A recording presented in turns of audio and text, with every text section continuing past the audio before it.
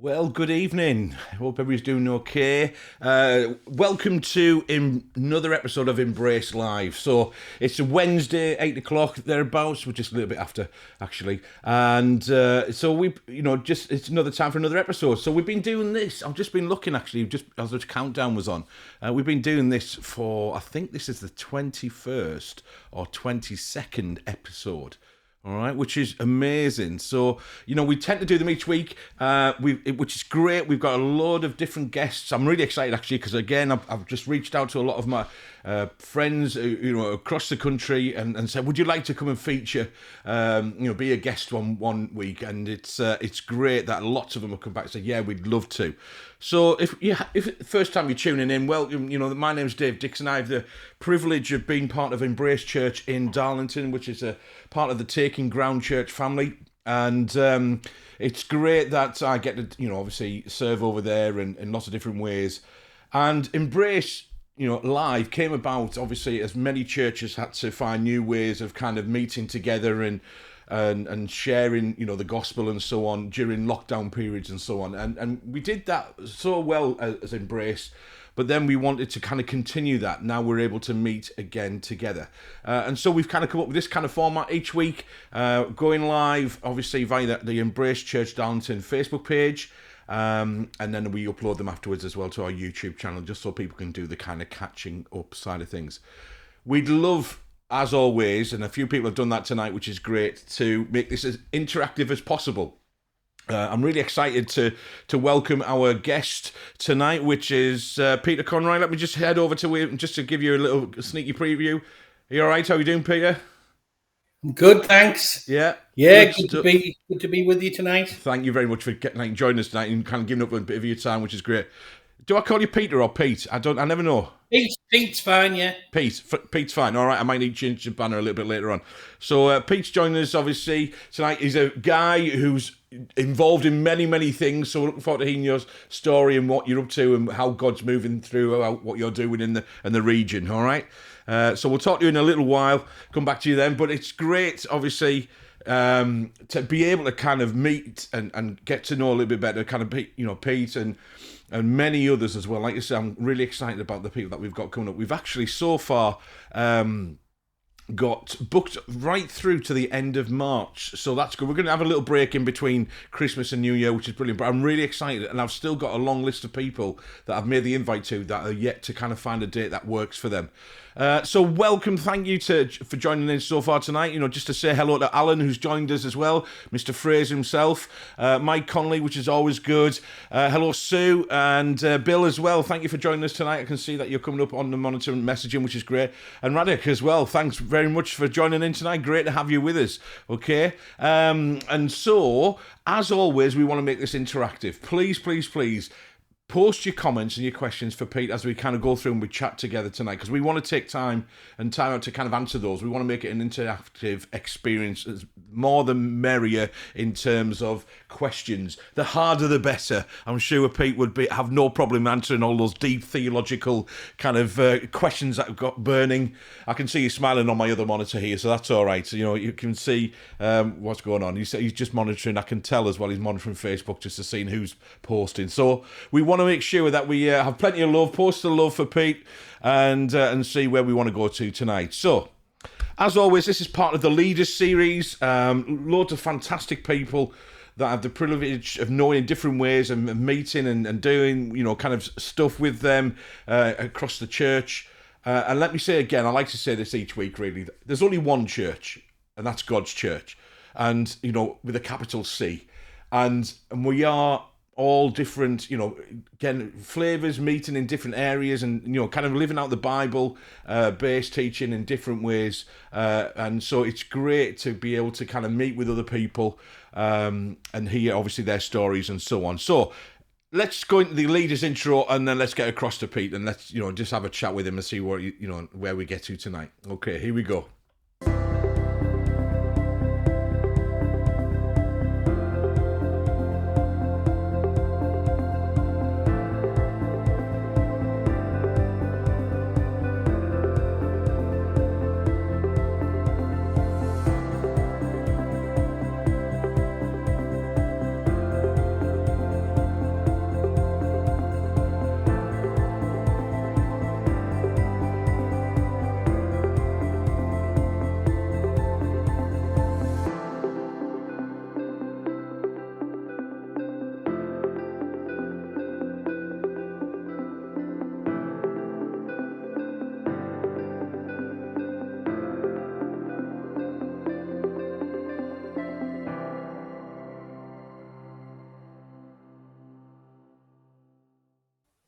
And here we go. Hello, Pete. Are you all right? You're on camera now. I'm You good, can smile. thanks. You doing okay? Yeah, fine, yeah. Good stuff. Good stuff. So, Pete, you're a person I've known for quite a number of years. I've kind of come across you in different kind of settings and things like that. But I'm really looking forward to kind of get to know a lot more about you and the things you're involved with, because I know you're a busy fella, aren't you? Yeah, can be. Yeah, and you're involved Sometimes more than others, but yeah, definitely, yeah. And you're involved in lots of different God kind of opens things, doors. really, aren't you? So, it'd be great to kind of hear a bit of your story, maybe how you came to know Jesus yourself and kind of make that decision to be a Jesus follower. And, I'm always conscious that, there might be people that who maybe don't do the church thing, maybe have stumbled across this in YouTube or on Facebook Live in one of the streams kind of thing. And I know that you have got a real heart and a passion. You're an evangelist, aren't you? And, so I know that we won't get into the churchy speak too much here, because it can be a bit confusing, can't it, on occasion, if you don't do the church thing. What do you think? Yeah. Yeah.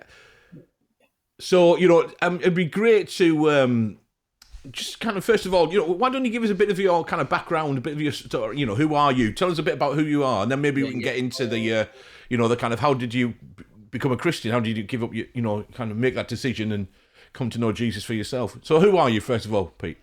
Yeah. Well, I was born in Middlesbrough. Come on. I'm 57 years old. Never. A man of your energy. Although I feel it now. So I was the youngest of 9 kids. So big family. Wow, yeah, 9 kids. Wow. So big family, which was always great at Christmas because I had older brothers and sisters who were working, and which meant I got a bit spoiled. I think youngest children do, don't they? Yeah, that's good. So what have you got? Like, how many brothers, sisters you got? So I've got 4 brothers. Well, saying that, 4 brothers, 4 sisters. Yeah. I'd like to say with certainty that 2 of my sisters and 1 of my brothers are in heaven. Right. Yeah. That's a story in itself, which I won't go into. But they're all the 3 of them actually made commitments to Christ, which was good. Fantastic. My mum and dad passed away some 14 years ago. Right. But they had, I think, 24 grandchildren. Wow. So it's a big family. Yeah. And there's lots of great grandchildren now that I wouldn't be able to keep up. Yeah. The numbers. But I'm married to Helen. Some of you know my wife, Helen. And who also has worked a lot with me in ministry and works in a primary school as a parental support advisor. Works with the parents. Does she? Is that local? She knows you, John, Dave. Thank she knows you. you through at St John's. The Baptist? C.V. primary school. The Baptist, St John the Baptist.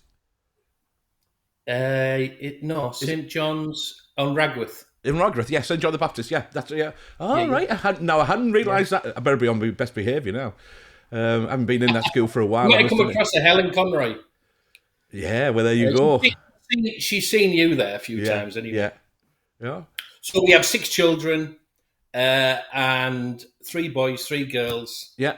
And 4 grandsons. Right. Fantastic.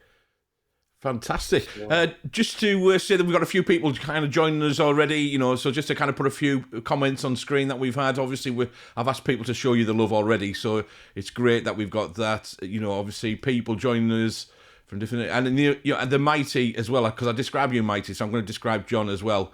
On there, Pastor Pete, he's the Rock. Okay, as in like the American wrestler. Is that what it means? Because you look similar. I think. Yeah. Okay. Well, I was with John last night in Newcastle Connect, and had a great night. Yeah. Up in, the only problem was getting there because of the Newcastle match. Right. But I managed to get there, and I managed to find a parking space after about an hour. Fantastic. Well, all I would say to John is, John, you're on my hit list. I've messaged you, so I need a date from you, sir, because obviously we'd love to have you as part of Embrace Live on here and stuff. So, please get back to me with a date that we can do, and I'll take the pressure off. I'll stop stalking you then and spamming you all the time. There we go.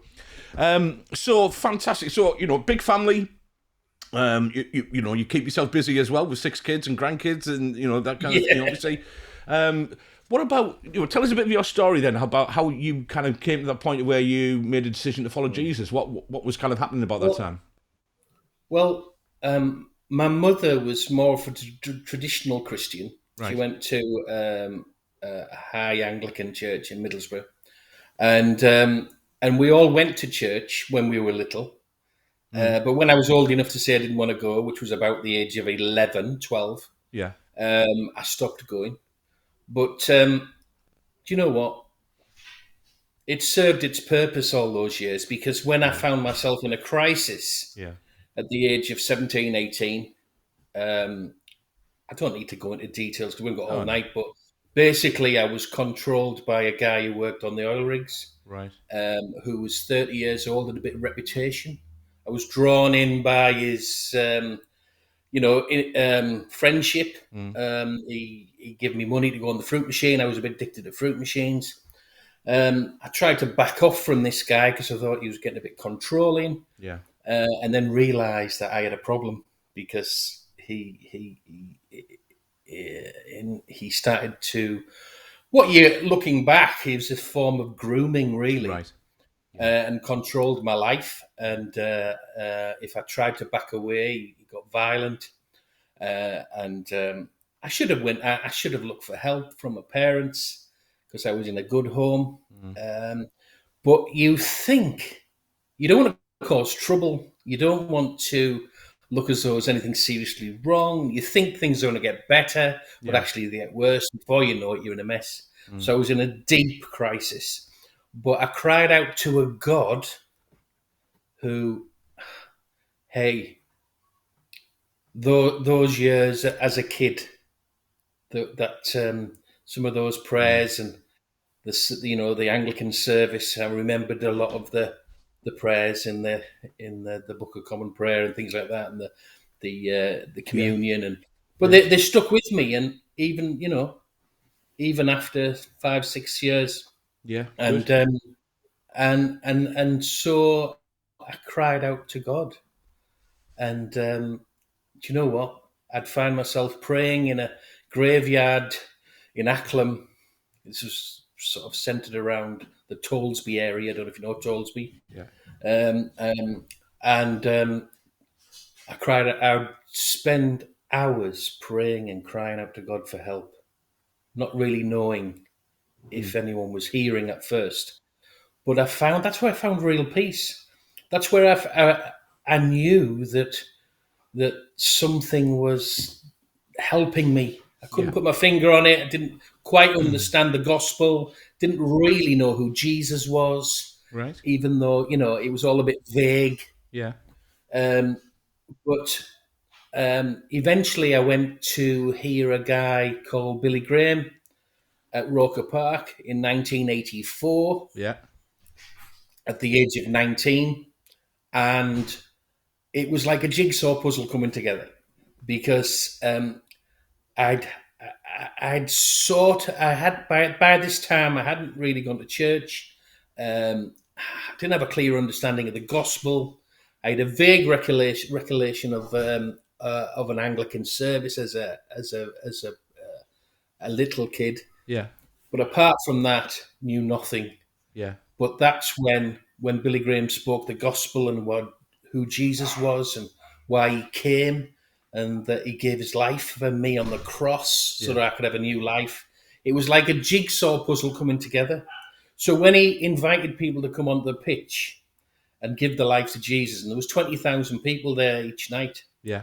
And it was an easy thing to do. Yeah. Amazing. And don't get me wrong, I still was controlled by this man to some extent. Okay. Probably for probably about 18 months, all in all.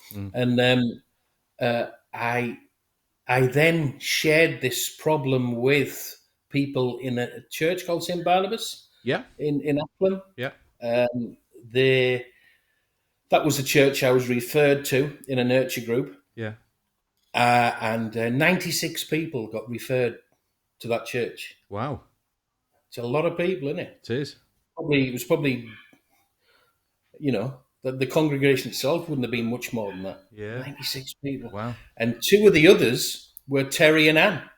Right.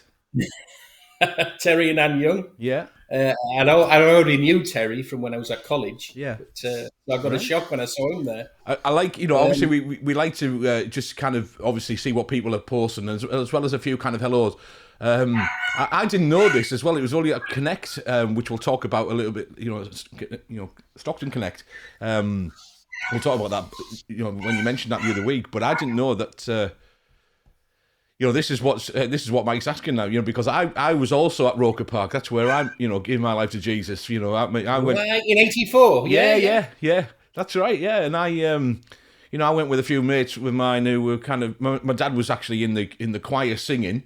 And I was kind of, so I was going to see my dad, but I also went with the intention of just to get down on the pitch and, create a bit of bother, if I can, rip up the turf and just all those kind of things. But, I ended up giving my life to Jesus. So, it was amazing. Wow. Yeah. So, that's where Mike's coming from with that, kind of Roker Park reunion kind of thing, which is amazing. Good, yeah.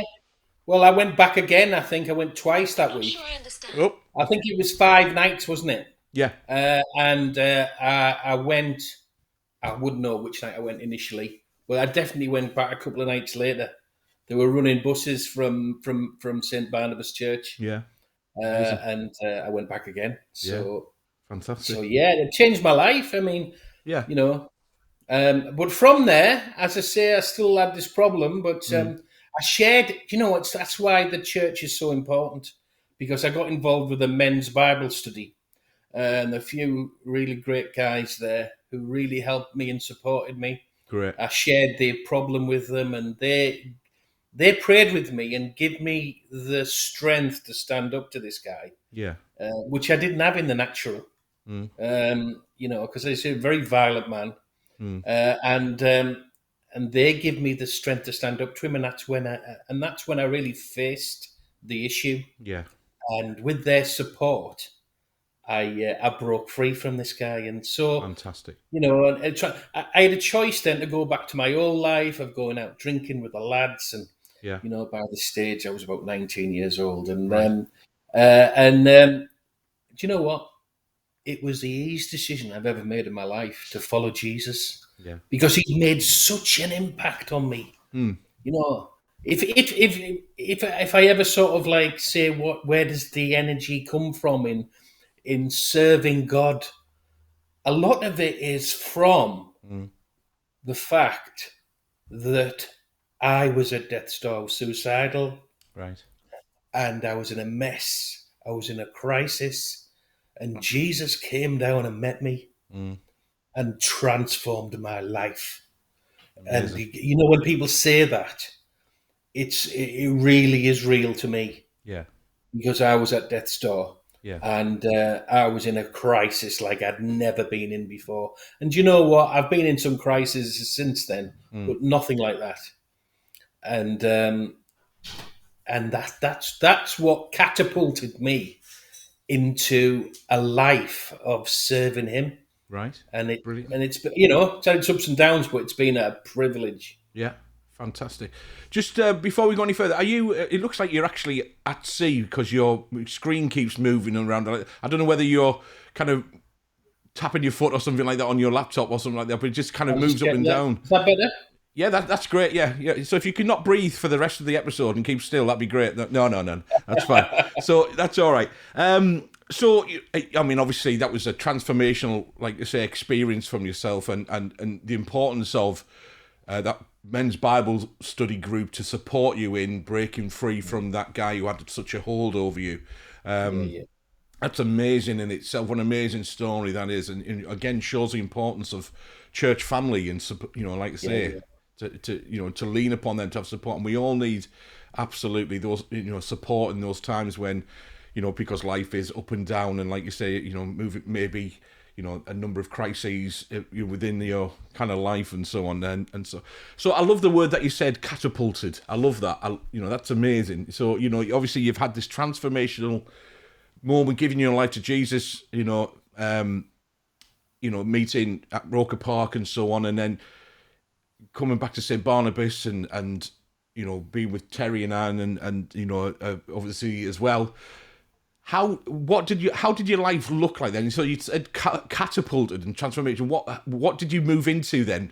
Because Yeah. what was it, about 19? Did you say that you were at this point roughly? Yeah, about 19. I was working for I was a retail manager in a news agency Oh called yeah, Finley's. You might remember that. right, In Middlesbrough Town Centre, I managed the one opposite the town hall on Corporation Road. right. Busy then, But I wasn't happy in that. right? I think because of my experience in finding God and being part of the local church, Hmm. and um, and so I wanted to push some doors really. Yeah, So, but I also got involved while I was at the church. I got involved with an ecumenical sort of group of young people that used to meet in the John Paul Centre, Catholic Centre right. Okay. in Middlesbrough, because even though Terry initially came to that those nurture groups at St Barnabas, he was still very much involved in the Catholic Church, and so was Anne. Okay. And they introduced me to another guy called Martin Ruddock, Okay. and we used to meet together along with one or two others and pray in the John Paul Centre in Middlesbrough. And this And they used to. I lived in the flat above St Barnabas Church Hall, All right. and we also used to pray there. And people would come from different churches. Young people encountered the power of God, were transformed, and soon we were too big for the flat, and we moved. As I say, we moved into a meeting at the John Paul Centre, and we used Amazing. to meet on a Saturday night, and we would get up to 100 young people eventually, over a period Fantastic. of time, and God was moving, and we were all as green as grass and just thought this was normal church. No. Amazing. And, eventually a lot of those people moved on and now are leaders in the church. Martin running the church, and Terry and Anne, leaders in the church, Yeah. and many others as well. And, you know, uh, we eventually left the Church of England. I met my wife at one of those meetings, Helen, Yeah. and then we joined St Aidan's Church, which is now MCC. Right. And because Terry and Martin had also done that, they'd left the Catholic Church and gone to MCC. So we all started going then. But as I said, there was something in me that wanted to do something more than be a retail manager. Yeah. So I'd tried a few doors and nothing seemed to open up. Working I wanted to work with young people who were in need. Yeah. I Yeah. tried all sorts of things, probation, and things like that, and eventually Teen Challenge came to the Tabernacle in Stockton. Okay. I don't know if you have heard of Teen Challenge. It's a rehabilitation program all over the world that was set up by David Wilkerson, who wrote Cross and Switchblade. Yes. Yeah. So he Let me just started stop in you the there. 50s. Every time we do a name drop, I've got a sound effect for that. Here we go. There we go. So every time David Wilkinson, there we go. So every Cross time and you drop a name, there we go. Did you hear my honk? There we go. I don't get out much. Sorry about that. There we go. So they'd come to Stockton Yeah. because they wanted to establish an outreach in the Teesside area, because particularly in areas where drug addiction was a major problem, and Teesside was one of them, Yeah. really. So the churches got together, and headed up by, I don't know if you remember, Patrick Hinton, Yes. who used to run a chain of supermarkets called Yeah. Hinton's. Yeah. And he made me the coordinator for that work. But I left my job, I was married to Helen with 3 kids, but God clearly spoke to us that He'd provide. Wow. It was a faith ministry, no Mm. wages, couldn't even claim dole because I was on a Right. course. The church had a collection for us, which paid the fees for the year's course, and we just trusted God. We had money coming through the letterbox. Wow. We had people supporting us on a monthly basis. Patrick obviously was supporting us as well, and God just provided miraculously. Fantastic. So I went down to Wales for 3 months at the School of Evangelism, came back, and then we started Teen Challenge Teesside with Patrick, with a bus going out onto the streets of Middlesbrough and Stockton with this bus, double decker bus that was converted into a coffee bar, and we'd take it late at night. This is sort of like from about 97 time, Yeah. and lots of people would come on the bus. The first person we met on the first night we went out was a man called Graham Seed, and he was the worst alcoholic I've ever seen in my life. Wow. He used to sit on a bench outside a post office, and I tell you, he was unbelievable. He used to drink 7 2-liter bottles of White Lightning a day. Wow. And, that's Yeah. like the strongest side he can Yeah. get. We've And actually he got was fingers crossed. We've got Graham booked in. Hopefully, towards the end of this month. great. But Great. there's a bit of a kind of question mark over that, really. But at some point, Graham is going to Yeah, yeah. feature on here. We're going to hear his Amazing, powerful story. story. Yeah. As I say, a lot of you will know the fact that he ended up in a coma and everything, his whole body had shut down, and his mother had been given the forms to sign to switch the machine off twice. We'd found out he'd gone into hospital, and 3 of us went in, prayed for him when he woke up, Wow. and we didn't.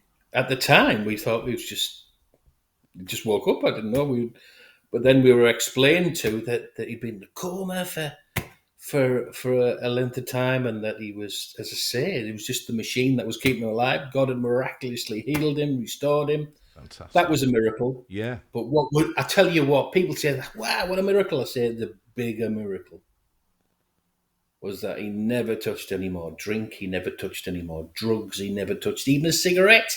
He Wow. went on an Alpha course, and it transformed his life. I just saw him getting interviewed by J. John the other day. Yeah. And it's just a powerful story. He's wrote the book, hasn't he? And Yeah. it's gone all over the world. I work in the prisons now, and the amount of people that have read that book and say, "Have you any contact with Christianity before?" I read a book once by a guy called Graham Seed. Yeah. Yeah, because there's that many copies of it in the prisons, and it's impacted so many people. So as I say, I work with this organisation Yeah. called Teen Challenge, and we, don't get me wrong, that you had someone like Graham, but I mean, working with that end of addiction, Yeah. it can be challenging. Yeah. It can be frustrating. It can be, and the amount of people that we saw go to rehab, come back, seem to be doing well, and then slip back into their old habits. And, a couple of them overdosed and died, people that we knew really well. It was I think I found that quite hard Yeah. because Not some of them I surprised. really got close to. Yeah. And I felt challenged by God, really, because by this stage, this was about early 2000s, so it would have been about 2002. I was just sort of saying, I felt God was saying I needed to move on. Right. And although I'd felt the call of God to work with the poor, Yeah. particularly a particular verse in the scriptures about turning the poor into princes, and that was particularly always stuck with me all my life. Yeah.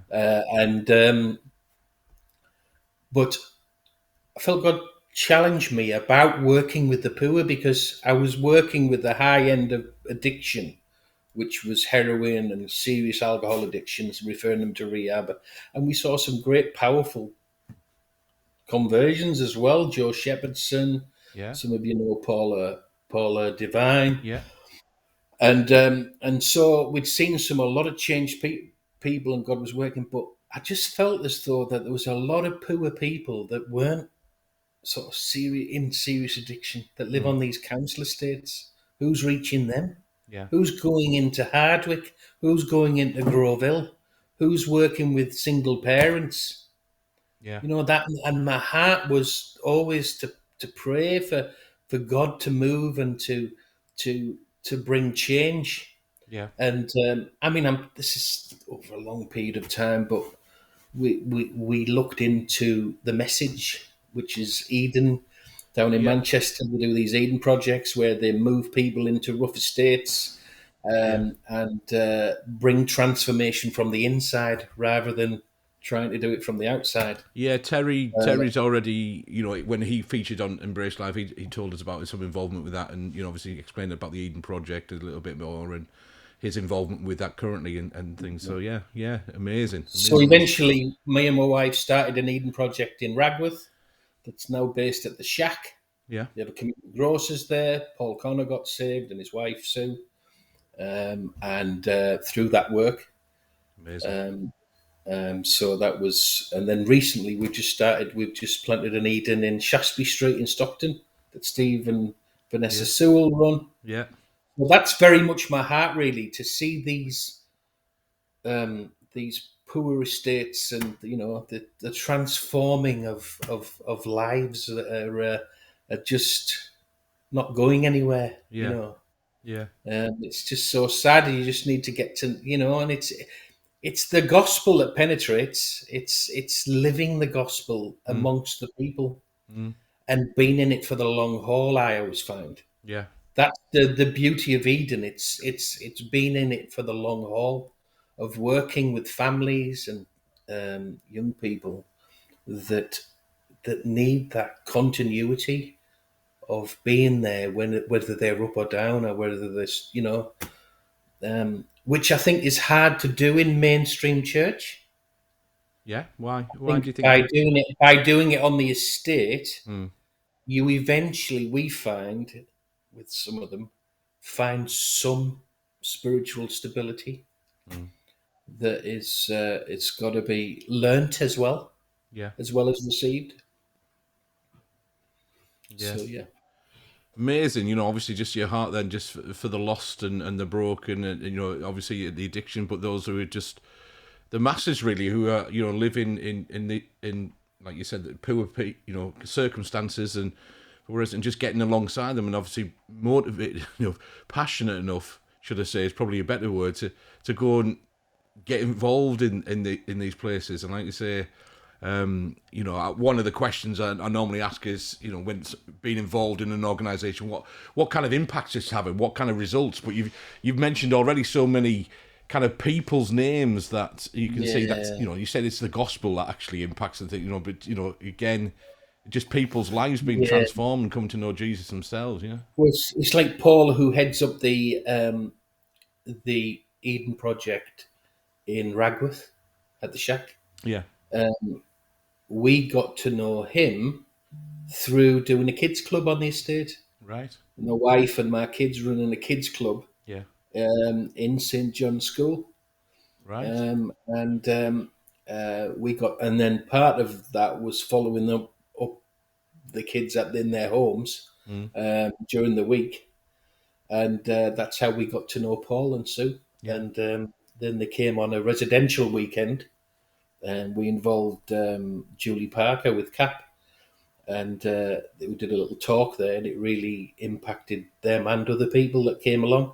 yeah, So to cut a long story short, he eventually came along, went on the Daniel Challenge in our church, and which was a year's course, discipleship course, yeah, and now he's heading up the Eden in Ragworth, and yeah, we have a community grocers there in the Shack yeah, that through the message which Terry must have yeah. mentioned He as did. well. Yeah, yeah, And but then I felt a draw and a call to Central Stockton, right. um, because I've had a long-standing link with Brian and Stella Jones, Yes.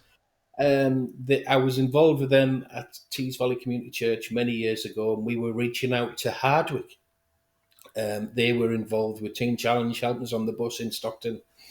And I'd lost contact a little bit with them, but then regained that contact about 4 years ago. Right. And we started to pray together. They'd just moved to the new building on Alma Street. They were looking to do a service on a Thursday night. Yeah. Sorry, on one night in the week. We just chose Thursday. I'd got involved with the Connect Yeah. communities that are all over the northeast now. I don't know if that's so. Dave, you help, don't you? Yeah, I do. Yeah, I mean, I'm The absolute worship. privilege it is to and Brian and Stella have also featured on Embrace Live, and again, I'd really encourage if you to kind of anybody watching this, if you want to, obviously you can always go back and watch them again. So it's really well worth listening to Terry's story, and again the work of Eden and so on, and certainly Brian and Stella over the Moses Project and stuff. So actually, Brian and Stella have been long standing friends of my my mother in particular, and so it was quite an interesting one. So it was lovely to kind of be reunited with those wonderful couple that they are. And yeah, so tell us about Connect, because I love going to Connect. Yeah. That you've the privilege of being able to kind of, with good friends Mike and Liz Connolly, often lead worship as part of that meeting and stuff. And it's just an absolute privilege to be able to do that. But it's a privilege to meet the different people who are coming along and get alongside them, and just to be able to kind of get to know people that way as well. So tell us about the kind of Connect, because you mentioned obviously there's a few of them across the northeast. So how did they kind of come about then? What's your involvement? Well, they were started probably between 8 and 10 years ago in Newcastle, Junction 42. There were an organisation that came out of Youth for Christ that were working in the prisons in the northeast. Yeah. That headed up by Joanne O'Connor, who married John O'Connor, who was an ex-heroin addict that had a miraculous. You must get him on here. Yeah. Had a miraculous. I'm trying. He's a very busy man, though. I know. I realise I'm that. sure you will if you keep pushing. Yeah. He had a dramatic conversion in prison, and then eventually married Joanne, so he heads up the Connect communities, and what they are is that what they were doing, they were seeing people coming out of prison and not sticking in the local church, Yeah. or not feeling part, which is a common problem, and so they started these meetings midweek in Newcastle on a night, and they would be predominantly based around worship, testimony, gospel, and food and fellowship. Yeah. I think I mentioned 5 things there. They're very much at the core of what Connects are. Yeah. And basically they're usually linked in with a lead church. We always want them linked into the local church. So we look for a lead church, but many churches can be involved. Yeah. And then obviously we establish a leadership team of people to run the communities. Yeah. And like I said, those what the night entails is around those 5 things, and then the aim is to see people come along and ultimately respond to the gospel in a setting where they feel comfortable. Yeah. And I mean, we've had seen God move powerfully. Some of you know Steve Sewell, who heads up the Eden in Shaftesbury Street. Yeah. He came out of Battelle early, but he was still going on with God after about 6 or 7 months. But he'd had an encounter with God in Battelle, and he came along to the Moses Project, which is a drop in for people with addiction problems over Yeah. 25. And I was helping out, volunteering during the day, got alongside him, came on an alpha course, invited him to the connect groups on the evening. Yeah. He encountered God. He wanted to cement his faith in discipleship and following God. He got married to his long-term partner, Mm. Vanessa, Mm. and now is running the Eden Project in Stockton, which, I mean, that Eden, I mentioned about the Eden in Ragworth. Well, the Yeah. Eden in Stockton in Shaftesbury Street came out of the Connect, Amazing. Yeah. because the Connect creates communities of people. Mm. So yes, they're meeting on a night, but there was a group of them that were meeting together in Stockton. So on Shaftesbury Street. Yeah. So and these are, some of them are from the Czech community, Yeah. Bertie and Bezena and Radic. Some of them, like I say, are ex-addicts. We've got we've got families that are on that street that have become Christians. Someone who Amazing. just got baptized last week, Selena, on Sunday. And but we link them into the Connect where the gospel's presented, Yeah. and then I always think it's about partnering.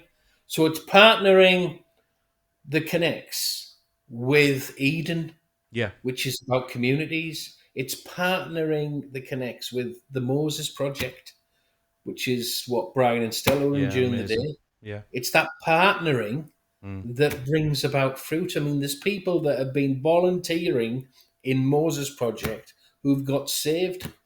Yeah. You know, there's Samantha and there's Lynn and there's, people, there's Helen and Scott that have got saved and come to Christ. And some of them go to Brian and Stella's church, which is a Destiny church Yeah. in Stockton. Yeah. Some others, like the ones on Shaftesbury Street, come to our church. Yeah. So it's again, no one's trying to build their own empire. Yeah. It's about working together and networking and partnering with other organisations Yeah.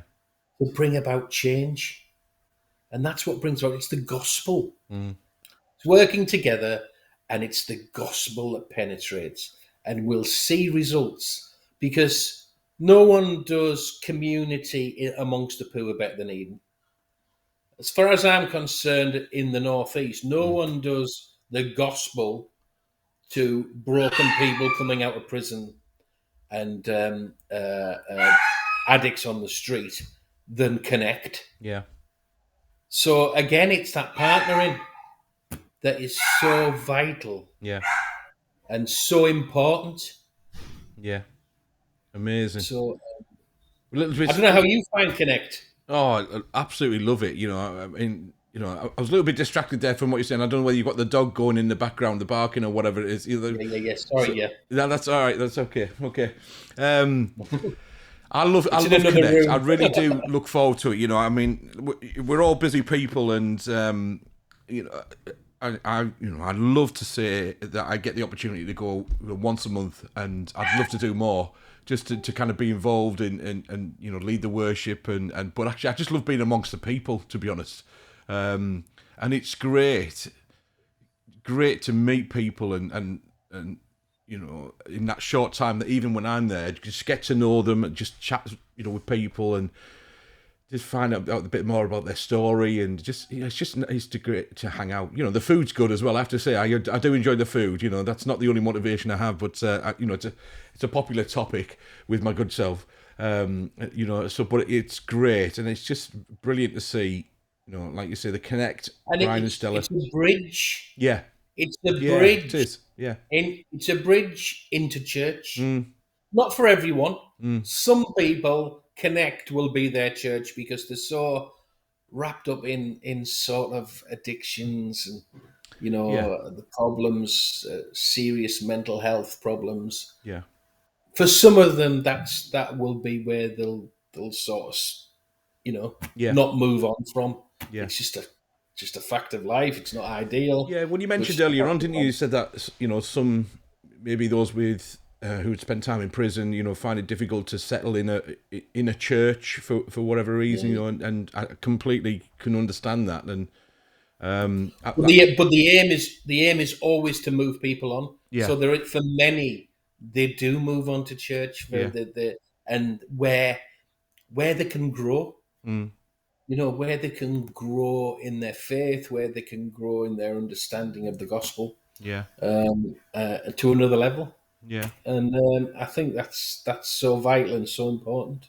How did well, I was going to ask you early on? Obviously you mentioned John, and John. Let's just put this comment on screen because he thinks you're doing a marvelous job and explaining things a lot better than he can. So, which is great, So obviously you get a sign of approval there, seal of approval from John. But how did I didn't quite pick up on how did Connect? Obviously that was happening in Newcastle, and John's involvement there. How did that find its way into Stockton? And it was one Middlesbrough as well, isn't it? I always remember Tony telling me about this meeting in Newcastle. Oh, it must have been about 7, 8 years ago. Who's this? Tony Tony Grange, Tony Tony Grange. Grange, who I work with Yeah, closely. he's another one I've got on And, lined up to again. well, He's shifting dates on me, but I'm going to try and tie him down. To a date. he started coming to our church, and I got to know him. Got very, very good friends with him, and Yeah, working a lot together. yeah. And then he told me his testimony that he went on this bus. Oh, sorry, I'm digressing a bit. Sorry. He went on this bus when he was younger, a coffee bus in Middlesbrough, when he was drunk and he'd been in a fight, and they'd given him tea and coffee and something to eat, and they were trying to tell him the gospel, and it Yeah, wasn't really penetrating. But anyway, he sort of felt a bit better. Kate went off the bus, and they'd handed him this book, and it was a cross and a switchblade, wow, and he put it on his shelf. Eventually, he got it down and read it, and it transformed his life. amazing. So sometimes you're planting seeds and you don't realize it. Yeah, And some of you know Tony and his healing yeah, ministry and what he's doing through Middlesbrough Connect. yeah, But anyway, Tony took me up to this meeting in Newcastle where John was leading these Connect groups, yeah, in this Connect group. And I was really impressed, especially with the worship. yeah, It was just so intense and upbeat and powerful, and it was really impacting. yeah, And then so we formed a relationship over a long period of time with John yeah, and with Tony, and we'd meet to pray. And eventually we wanted to start something in Teesside. They had a major link with the lighthouse in Middlesbrough that Tony started. That was sort of had links with Connect, but also had links with Eden. And from that, I wanted to do something in Stockton. I was reaching out on the streets of Stockton with Joe Shepherdson. yeah, I don't know if you know Joe. yeah, yeah, yeah, And he's an amazing guy. We saw that's how we it was through reaching out on Stockton High Street that Bertie and Bazena got saved. We prayed for them; they got healed. His back got healed. He had major problems. He'd had surgery in Czech Republic, and it had gone majorly wrong. wow, And he got miraculously healed on the streets of Stockton. We formed that relationship with him, and we've seen God move amongst the Czech community yeah, on Shaftesbury Street. So, but it was out of that, those connections with John O'Connor and Tony, that we decided to do one in Stockton as well, yeah, and linking in with Brian and Stella, who also knew John and Joanne O'Connor. right, And it was just the next stage, really, just to do something not only in Middlesbrough, but to do something in Stockton. yeah, And that was about 3 years ago, maybe 4 years ago. And God's blessed it ever since. And we've seen, there was sometimes we were seeing up to 100 people on a Thursday night. yeah. A little bit quieter now, with just coming out of a pandemic, but we still see a lot of people come in. So Yeah. it's good. It's Oh, encouraging. it's amazing, absolutely. But I know John's vision is to see Connect started all over. And this is just the beginning, really. Yeah. We've got one in Durham. We've got one in Edinburgh. We've got one starting in Gateshead, just in these last few months. Yeah, amazing. And then Tony's moved his Connect from, as I said, he's fully got on board now with Connect. So the Lighthouse doesn't happen anymore on Easter side, but we've started a proper Connect in Middlesbrough Town Centre, which I'm also involved in. That's on a Monday night. Wow. So I go maybe every other week. So I help a little bit in the leadership there, Yeah. just to get it off the ground. So that meets in an old Methodist, well, I think it still is a Methodist church on the corner of Linthorpe Road and Borough Road. Yeah. And they're getting a lot of people coming there, and the gospel's being preached to people who wouldn't go anywhere near church, which is amazing. Amazing stuff. I mean, just to add to that John's there's a vision worldwide. Absolutely. Okay, and it's great to hear how he's going. Maybe we can actually get John, Well, if I can get a date from him, we can get him on and actually he can talk about himself rather than just having to post his comments. But that would be lovely. John, I'm going to keep mentioning this until I get a message from you with a particular date that you can do. I'm just checking my phone now. No, not yet. All right, we'll see what happens, eh? I know he's a busy fella. You're a busy fella as well, aren't you? I mean, what does your typical... I mean, I'm just conscious of the time as well. We are coming towards the end, but what does your typical week look like, Pete? Do you have a typical week? Well, this morning I've been in prison. I work with Junction 42, and I work with the chaplaincy there. Yeah. So we've run alpha courses in there, and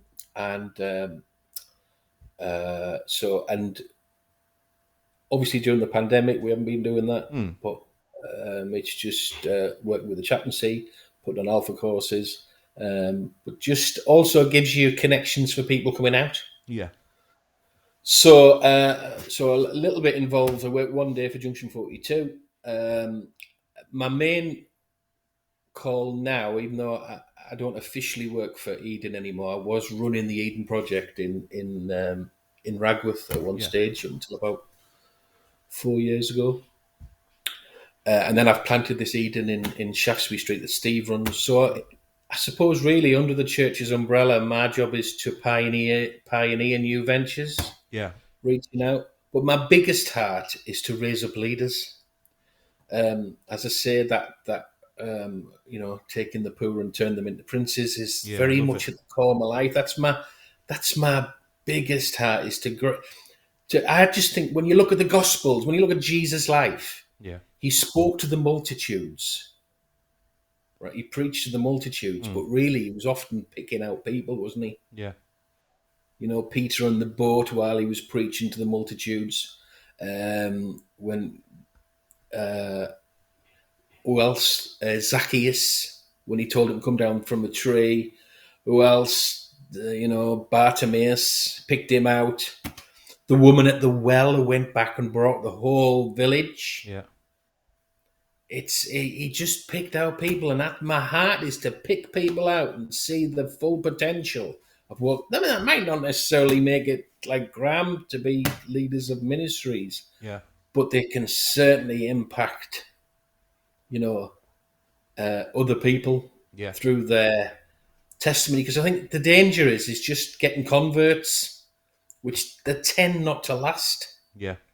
I think if you sort of like give them a vision for their lives, you'll see them raise up, like Joe Shepherdson, Tony Grange, the guy who's running the community grocers, Andy Malbon.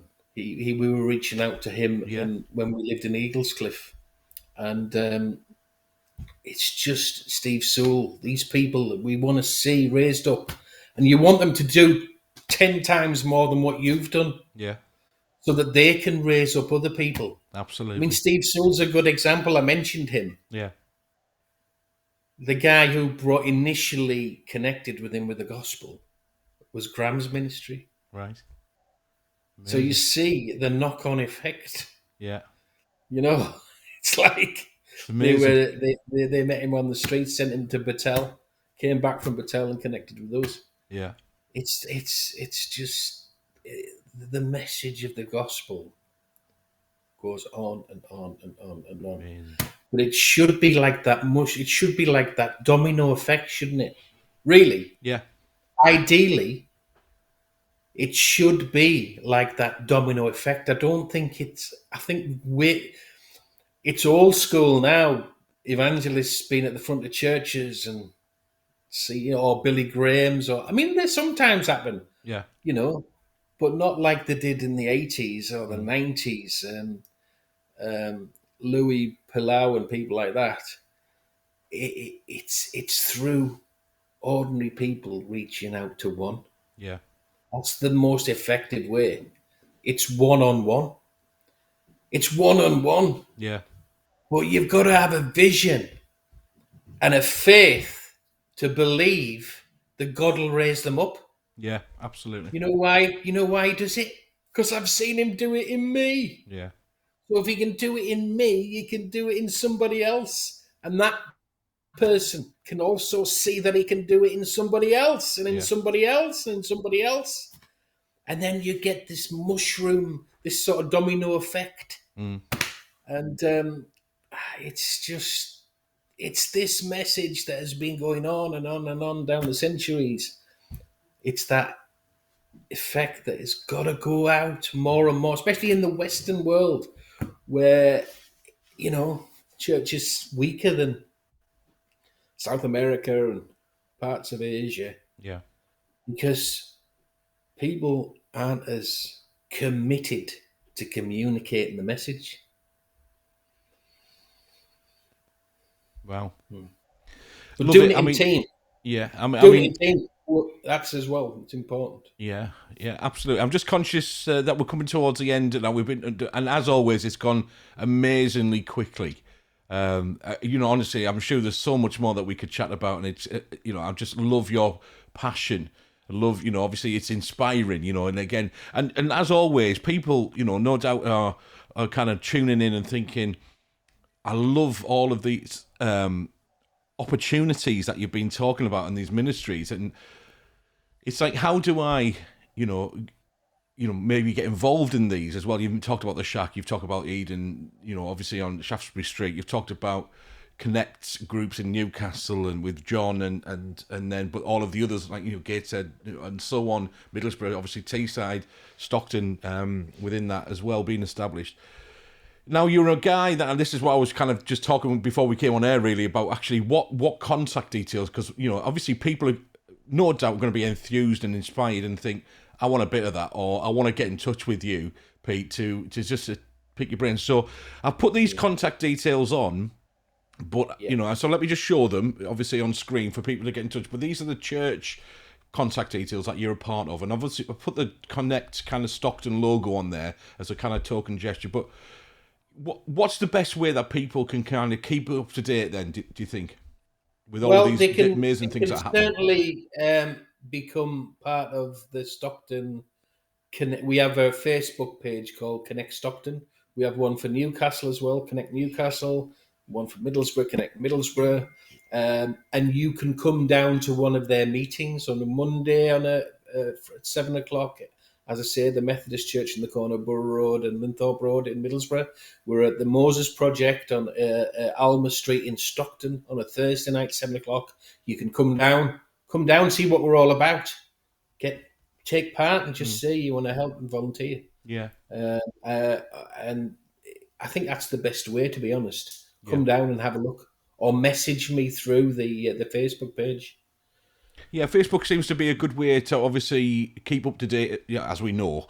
But particularly, those Connect groups as well. Like you say, you've got public groups on there that you can join for the different Connect communities. And it's well worth doing that because, like you say, you get to keep up to date, and see what's happening and the amazing things, how the gospel is being lived out and shared in obviously the things like Facebook pages for the Shack. I like to kind of the community grocers, the Eden projects. I like to kind of like all of those. So I can just keep myself, informed of what's going on and so on. But in terms of actually contacting you, that's the best way. Is it? Would you be open to people sending you a message and things like that? Yeah, you can have my phone number. Yeah. Yeah. Okay. I mean, even on I don't Facebook, mind just that kind at of, all. seeking you out and, kind of just sending you a message that way and wherever, whichever way is the best way to kind of do Yeah, it. put my phone number on. Put my phone. Certainly, no problem. Yeah. Put my phone number on.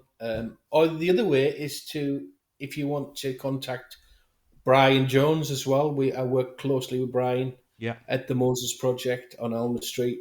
Um, um, but yes, certainly you can certainly put my phone number out there. I don't have a problem. Message me, and I'll get back to them. Yeah. Well, I mean, what I will do then is, if anybody, like you say, feel free to get in touch with, follow Moses Project, the Connect groups, etc. Eden Project, do them all. Actually, follow them. I'll encourage you to follow them all. To kind of like the pages and things. But if anybody wants to get in touch with Pete this way, and maybe just leave a comment or direct message, DM the Embrace Church, we'd be more than happy to forward that on to Pete, and obviously they can have a conversation. I won't give out your phone number just obviously publicly for anybody.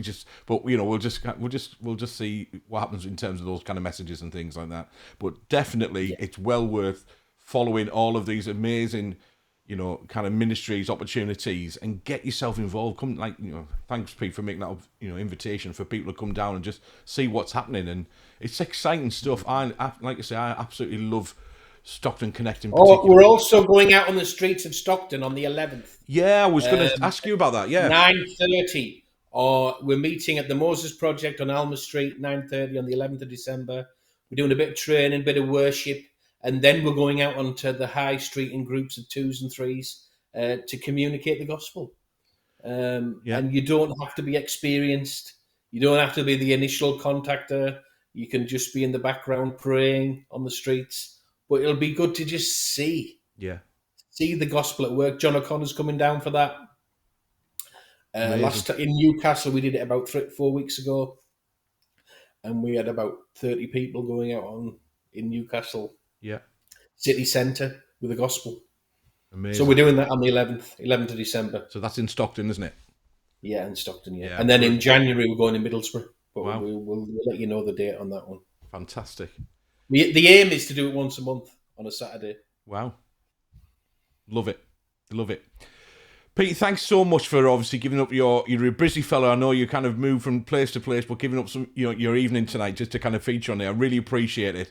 I mean, I think I can definitely say this with 100% confidence. I've never seen so many people giving a thumbs up and the kind of love emoji, the heart emoji in one episode. So you are currently holding the record for Embrace Live love on screen, or like on the thumbs up and so on, and it's great. Obviously.